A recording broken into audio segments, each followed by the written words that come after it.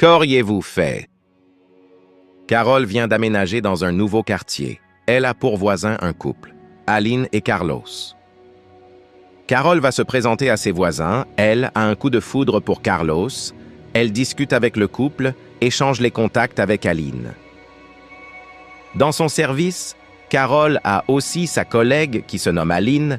Elle partage les premières impressions de son nouveau quartier avec sa collègue et ne manque pas de lui dire qu'elle a kiffé pour le mari de sa voisine, qu'elle fera tout pour l'avoir dans son lit.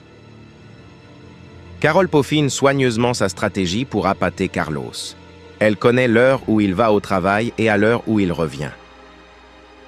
Un jour, à sa descente du boulot, elle se mise en nuisette devant sa porte. Lorsqu'elle le vit arriver, l'invita à l'intérieur pour partager quelque chose, il accepta. Finalement, Carlos était dans son lit.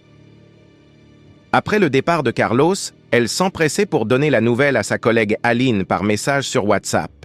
Elle écrit « Copine, je viens de m'envoyer en l'air avec le voisin Carlos, le mari de ma voisine. Il m'a transporté dans une fusée vers une destination inconnue à une vitesse, X. » Lorsqu'elle envoya le message, elle se rendit compte qu'elle s'était trompée de destinataire. Le message atterrit dans le WhatsApp d'Aline voisine. Elle veut supprimer.